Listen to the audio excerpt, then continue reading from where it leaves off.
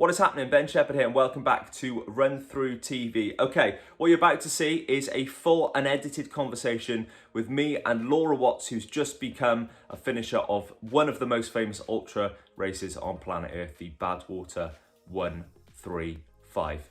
Enjoy this. Hi, my name's Laura Watts, and yeah, I've just run Badwater 135-mile ultra marathon in Death Valley.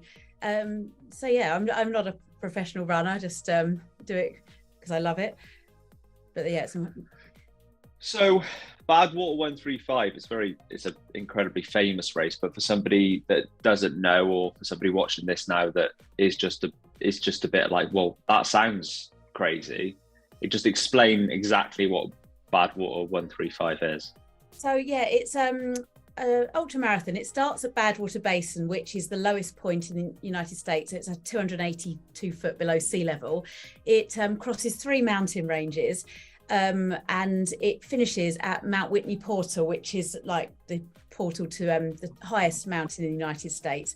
So I think we do about 15,000 foot of climb, but it's also held in July. So it's the hottest time of the year in Death Valley. So temperatures, well, the hottest temperature we had was 51 degrees, which was in the Panamint Valley. We literally boiled alive for about 9 hours.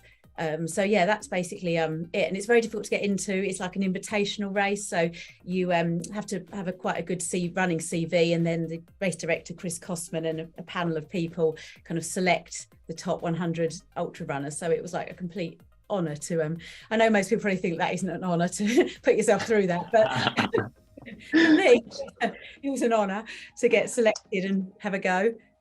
We're recording this just after the heat wave, and the amount of people complaining about how hot it was here for 2 days, and definitely weren't running in that heat. A lot of people, and it was 51 as a high. That is crazy, Laura. Oh my god, I have never felt heat like it. It was almost like, and there was also a 30-mile-an-hour wind blowing at that point, so it was literally like burning. It was like being in an oven. I can only describe it. I've never experienced heat like it. It was because you were obviously there a few days before as well to get prepped and get everything ready to rock and roll. What was your kind of thought process when you first felt that heat and then realised that you had 135 miles to cover? Yeah, well, I had done quite a lot of heat training, although started about 4 weeks before, and I wasn't quite sure how effective that would be. But when we got to Vegas, I think it was like 37 degrees, and I did a couple of runs there, and because it was a dry heat, it wasn't that bad. Okay. And also I ran like the Keys 100 in Florida 6 weeks before, which was really hot but humid. So I had felt the heat, but I mean, I was scared. Don't get me wrong. I was like, oh my goodness, this is going to be insane. But it was all, I had done lots of research, and, you know, had a support crew of 4 people who, it was all about the cooling when we were out on the course, you know, keeping my clothes wet and, spraying me down with water literally every 2 miles. So that was a massive help. Like, I can't explain. I couldn't have done it without them. It's like a team effort, isn't it, that race? Certainly, like it's one of those things that I think you obviously can't do on your own. You spoke briefly about kind of the way this race is like an invitational race. What was for you the initial like allure of going to do this race? Why did you want to do it? Because, you know, ever since I started running ultras, you know, I've always wanted to like push myself. You know, when I did my first marathon, I thought, you know, that was quite sort of amazing. And then I discovered ultras, and, you know, I ran 100 kilometers, 100 miles, 145 miles. And I just love like pushing myself and seeing what the human body can do and what my limits are. And then I heard about Badwater, and I was like, oh my God, those people are absolutely amazing. You know, I've never seen anything like it. And I just thought, I want to have a go. You know, you feel alive, and thought, what an opportunity to try and have a go at the world's toughest foot race. I don't know what's wrong with me. But, it was something amazing. It's something amazing. I've watched the draw a few times on Facebook, because people that we both know have obviously been in the race as well in the past.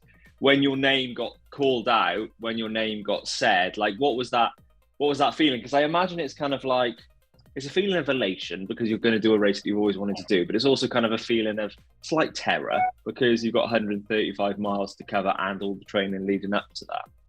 Exactly. Well, I got picked in 2020, but I remember we were watching the video.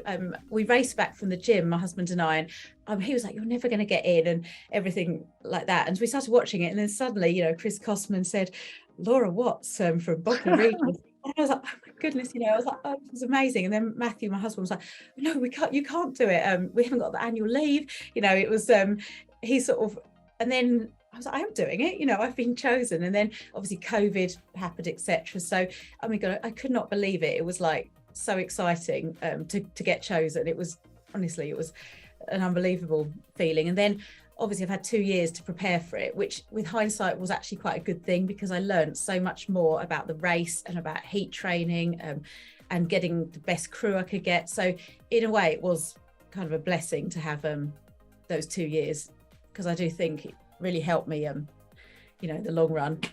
As though you mentioned heat training a couple of times. So what was the heat training? How did you kind of replicate that sort of heat? So a few different ways. First of all, we bought an infrared sauna for home. We bought that in 2020, and it's like a phone box. It's not very big, Okay. but it's perfect. It goes up to 70 degrees. So I started off in the sauna about a month before, and on the Badwater website there's like some sample heat training guides that other runners have done. So, you know, I was following one of those, so literally starting off for 20 minutes a day, and then towards the end I was going up to 75 minutes in the I mean, I was literally going out to get more water, but so I was doing that. Then I was going out running at the hottest point of the day, wearing like 2 thermal tops, thermal leggings, gloves, a hat. It was like everyone was looking at me like I was just weird. So I was still doing that. Then also we bought a Peloton tread, and I was doing sort of training runs on that and a lot of hiking. And we had 2 electric heaters. This is not the best time to be using electric heaters where the energy to the roof, but I was like, oh, I don't care. So yeah, we bought those, and so I was literally doing those classes with the heat burning me. And also we're very lucky, we live near Chichester, and Chichester University has a heat chamber, called an environmental chamber. So I had like 6 sessions in there where I was they're basically going on the treadmill. The only bad thing about it was the rectal thermometer that I had to use temperature. It really was it. You know, what's the word? I was really taking it seriously, but it was brilliant. They get your core temperature up to 39, and then I just sort of walk on the treadmill for the rest of the session. It was all about getting you actually lowering your core temperature, making you sweat sooner. I mean, it's very scientific, but I don't quite probably understand exactly everything that it was doing to my body, but it all helped. It definitely all helped. So I was very lucky. So I kind of, yeah, did 4 weeks of intensive, and plus the weather at home was actually getting hotter, which was, you know, which was good as helpful. Well. Yeah. So standing on the start line, then you did all this leading up to it. You've had that 2 years to like prepare yourself, and then that intensive 4 weeks. What was it like there, standing on the start line in like the one, well, arguably the most famous race in ultra running? Was it kind of an out of body experience? Like, oh my God, I can't believe I'm actually here. I know. It totally was. It was funny. We drove down from Furnace Creek, which is 17 miles from the start, and my husband had made a playlist, and so we had all songs like AC/DC, Highway to and just what you want.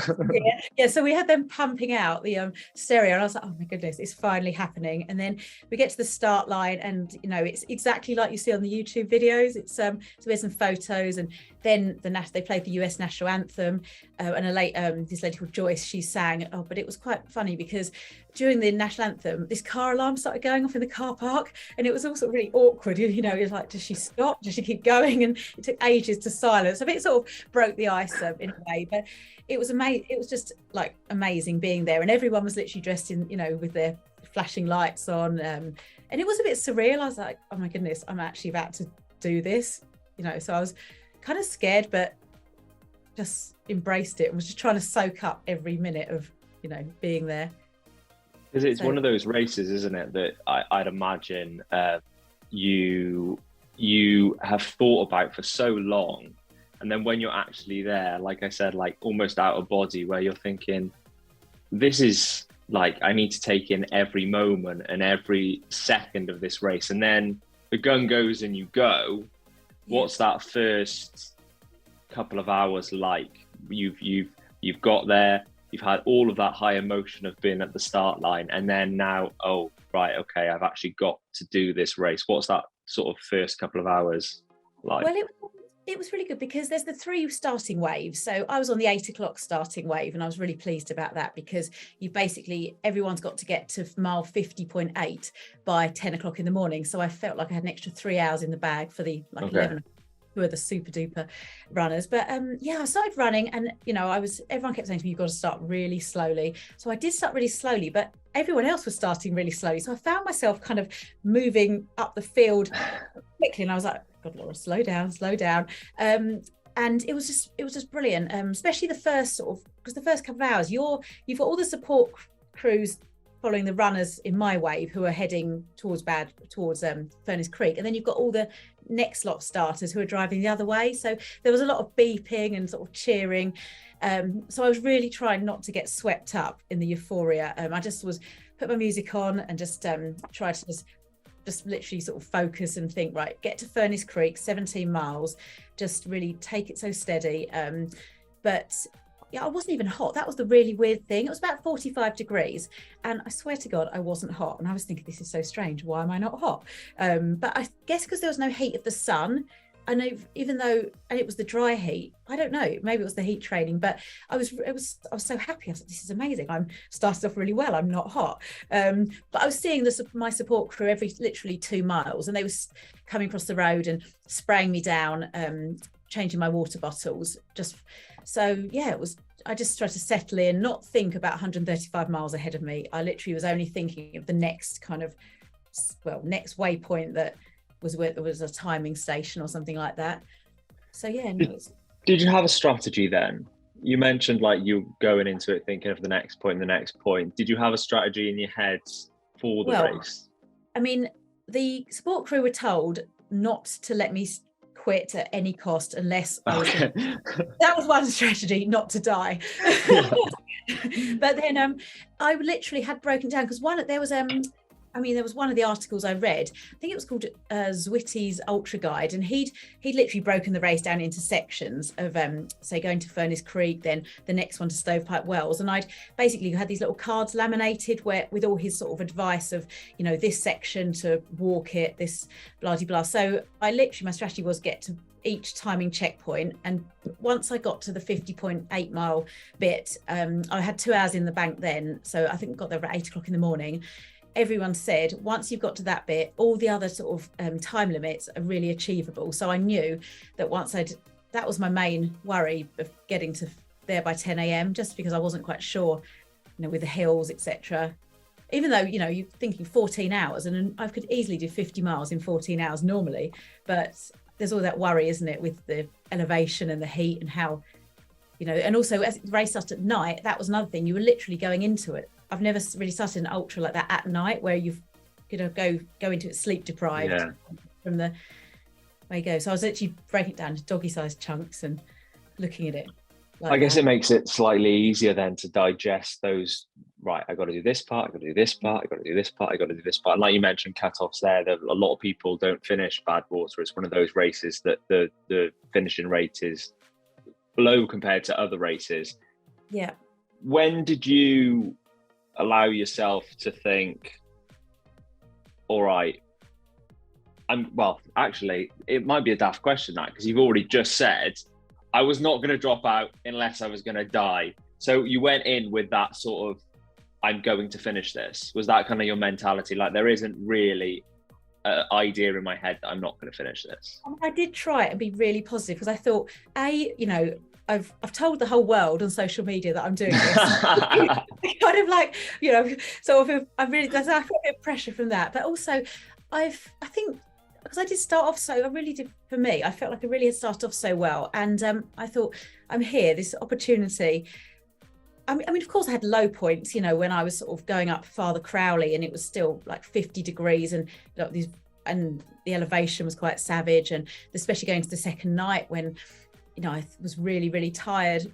I never felt like I was not going to do it, but and also having a support crew, it was kind of, I can't let them down. They've given up their time to come and like look after me and get me to the finish line.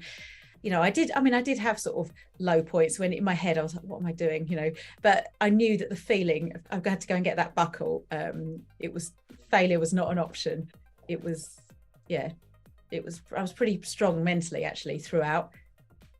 What was that moment like then? That moment where you were coming through the last 5 miles and you knew that buckle was going to be there waiting for you, and the sun was blaring down on you. What was that feeling like, the last 2 years coming to that point? It must have been unbelievable. Yeah, it was so emotional. I mean, I literally kept crying throughout the race, just sort of like feeling when I kept thinking about everything and how far I'd come and what I was doing. But the last sort of 13 miles of the race are up Mount Whitney, and no one had told me how savage the hill was. It was so steep. We'd driven it twice, but obviously it's very different in the car to actually, you know, when you're on foot, when you've got 122 miles on your legs. I was like, oh my goodness, this is insane. And so I was like just thinking, please let this be over, please let this be over. And then, but I was still so happy. And then my support crew parked at the top. They came down with the Union Jack a couple of 100 yards, and we literally ran in the last bit sort of together. And it was so emotional crossing the finish line. It really was, thinking, you know, I've done it. I've actually finished Badwater. It was just an amazing feeling. I can't explain. I mean, they would say ultra running is more addictive than heroin. Never taken drugs. But amazing feeling. Just actually accomplishment and the team effort, and how just can't explain how good it was. Oh, so this is my husband. He's my crew chief. He's just come in. Crew chief. This is being recorded, by the way. How's it going? Yeah, good, thank you. How are you, mate? Yeah, not too shabby. Yeah, okay. How was crew chiefing?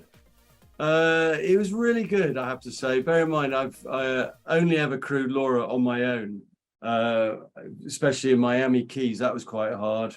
But I've done a lot of the canal races and the North and South Downs, and I found it very easy and very enjoyable. But we had a team this time, obviously, so it's trying to work the dynamics out of a team. But there's obviously the very big concern that, you know, my wife is got to look after her livelihood and welfare in 50 degrees. So watching your loved one being out there boiling herself alive through Panama's Valley at 50 degrees is kind of a bit of a tough experience, but she literally just cruised it. Honestly, the first 40 miles, I was absolutely amazed at the heat training and how that worked out for Laura. It was incredible. Would you agree with that? Yeah. And what we just mentioned the finish here now. I just thought, while you're here, might as well ask you as well. What was your feeling at the end when she crossed that line, got that buckle? It was pretty emotional, I have to say. I mean, anybody who didn't find it emotional, there's something wrong with them, because it is an incredible achievement and it is the pinnacle of Laura's running career. And of course, I've been next to her for 2 years watching this whole thing unfolding. And our life has been basically on hold whilst Laura is pursuing her running nirvana. And of course, that is very emotional as well. So I think if you saw the finish line video, you'll see the big hug that went on. And I think a lot of Laura's friends were saying they were holding back the tears on it when they watched the whole story. They were up in the middle of the night seeing where Laura was. Yeah, it was pretty emotional. We had a great team and they worked very well together. But I'm delighted for Laura. It didn't take long. I think it was that night in Jake's bar in Lone Pine where Laura had a glass of Sauvignon Blanc in her hand and said, I think I'd like to do this again. Yeah. I was about to ask that, Laura. What's next? Yeah, well, I definitely would love to do it again, just because I love the whole experience, and I feel like I could have got a bit of, I'm really happy with my time, don't get me wrong, 40 hours 52 minutes, but afterwards we both said we reckon I could have gone a bit quicker, so I had like an hour's break at Panamint Springs Resort. We actually sat down and had a meal because the crew had fish and chips. So basically that was we faffed around in there, and it was lovely to sit down, get out of the heat, but I do feel like I could, and also if I did it under 40 hours, that is a Spartathlon qualifying time. But yeah, I mean, a Spartathlon at some point, if I can get a qualifying time and then get selected in the ballot, but it is pretty hard to beat. I've actually got the Liverpool Leeds Canal race at the end of August, which I'm doing because last year I DNF'd it. I had problems with my foot, so I've got to go back and just going, but that's 130 miles on the flat and hopefully not that hot weather. So I love the canal races. They're awesome. It's a real canal families. But yeah, it's really going to be hard to beat Badwater. I don't know. There seems like there's a lot of things that need to be ticked off still. Yeah, exactly. There's so much out there, isn't there? You know, when you... I feel that Laura at Badwater, she's gone up another level in her running.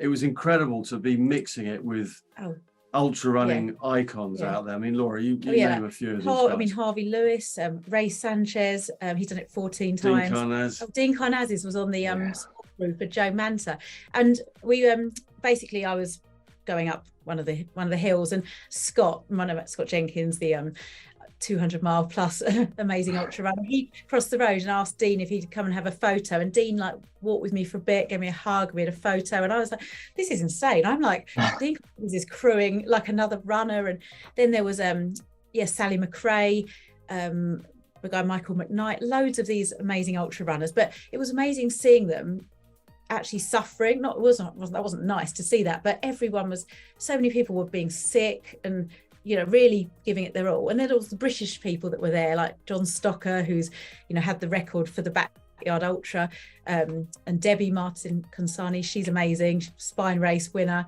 No, it was just amazing being with all these like heroes. And when you're with all those people and everybody's suffering, it's like, it's a nice thing to understand that everybody does suffer. Even these people that are like on a pedestal in ultra running, they all suffer. They all struggle, just like you at some point will struggle in a race and in Badwater. It's quite cool to see, right?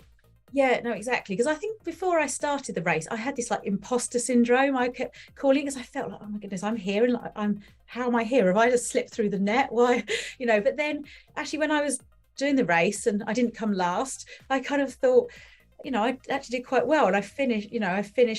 But they treat everyone at Badwater the same, whether you come first or last. Big thank you to Laura for that conversation. Do remember to like, comment and subscribe to RunThrough TV, and I will catch you again very soon.